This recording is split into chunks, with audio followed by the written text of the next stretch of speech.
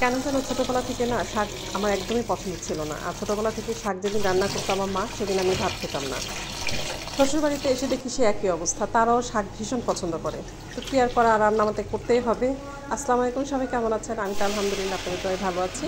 তো আজকে যেহেতু জুমার দিন, আর জুমার দিন স্পেশাল কিছু রান্না করি বাড়িতে, কিন্তু আজকে নর্মাল একদম বাংলা খাবার রান্না হচ্ছে। তো এখানে ভাতে মাতে, মানে কি বলে এটাকে, ভাতে মাছে বাঙালি, সেই খাবারই আর কি রান্না করা হচ্ছে। তো যাই হোক, সকালবেলা ঘুম থেকে উঠে নাস্তা প্রতিদিনের মতো যা বানাই সেগুলো বানিয়ে খাওয়াই, তারপর আমি রান্নাঘরে চলে আসলাম। তো আসাতে এখানে পাঁচমিশালি শাক বলে এটাকে, বিভিন্ন ধরনের শাক ছিল। তো এটাকে আমি বাগার দিব না, রসুন দিয়ে যেটা বাগার দেয় সেটা আমি দিব না।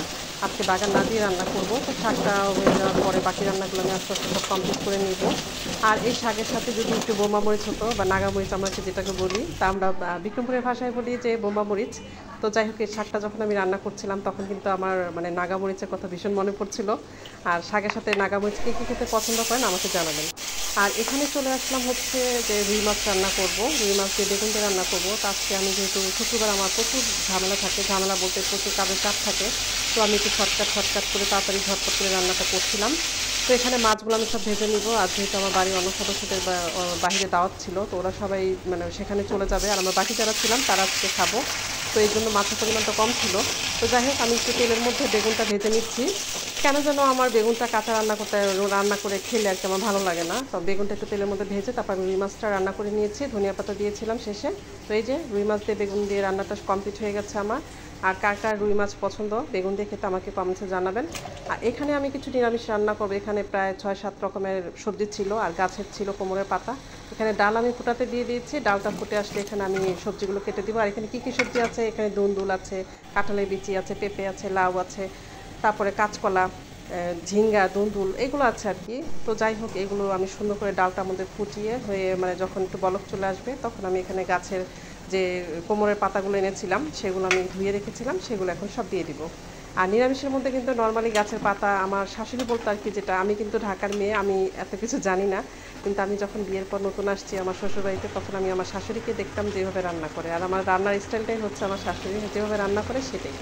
তো যাই হোক, এখানে কিছু কাঁচামরিচ দিয়ে দিলাম, কারণ নিরামিষে তো ঝাল হয় না বা ঝালটা সাজে না। তো যাই হোক, এখানে ভালো মতো আমি একটু মজিয়ে নিচ্ছি সবজিগুলোকে ভালো মতো একটু মজানোর পরে ভালো মতো যখন একটু সেদ্ধ সেদ্ধ হয়ে আসবে, একটু মানে গলে যাবে হালকা করে, যে দেখেন গলে যাচ্ছে। তো এটা আমি গলে যাওয়ার পরে ভালো মতো একটু নেড়ে চেড়ে দিলাম আর কি।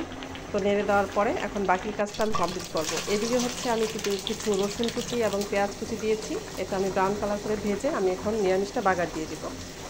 তো নিরামিষ কিন্তু আমি এই যে বললাম, আমার খাবারের মধ্যে অনেক কিছু বাদ ছিল। আমি বিয়ের আগে অনেক কিছুই খেতাম না, কিন্তু শ্বশুরবাড়িতে আসার পরে মানে কী বলবো, আর শ্বশুরবাড়ি যাকে বলছে আর কি, মানে কথার চোটে সব খাওয়া শিখে গেছি আলহামদুলিল্লাহ। তবে ভালো হয়েছে, এটা আমার জন্য ভালো হয়েছে, সব খাওয়া শিখেছি। কারণ প্রত্যেকটা খাবারই কিন্তু শরীরের জন্য উপযোগী, প্রয়োজন। তো যাই হোক, আমি নিরামিষটা বাগার দিয়ে দিলাম। আর এখানে যেহেতু শাক দিয়েছিলাম, এখানে তার জন্য ধনিয়া পাতাটা আমি দিলাম না। আর এখানে হচ্ছে আমি যেটা করব, আমার বাচ্চারা তো নিরামিষ খাবে না, ওদের জন্য ডাল রান্না করেছিলাম একটু পাতলা করে। তো ডালটা আমি বাগার দিয়ে নিলাম। মুসুরি ডালটাই আর কি বেশি আমার ঘরে খাওয়া হয়। তো যাই হোক, বাচ্চাদের জন্য ডালটা রান্না করলাম। আর শেষে যেটা করেছিলাম, নেহারি রান্না করেছি এখানে একটু, যেহেতু শুক্রবার রুটি দিয়ে সবাই খাবে। তো আমার ভিডিও যদি আপনাদের কাছে ভালো লাগে, তাহলে আপনারা অবশ্যই লাইক করবেন, কমেন্ট করবেন, সাবস্ক্রাইব করবেন, ফলো দিবেন, পাশে থাকবেন, আর বেশি বেশি করে ভিডিও দেখবেন। আজকে এই পর্যন্তই, সবাই ভালো থাকবেন। আল্লাহ হাফেজ।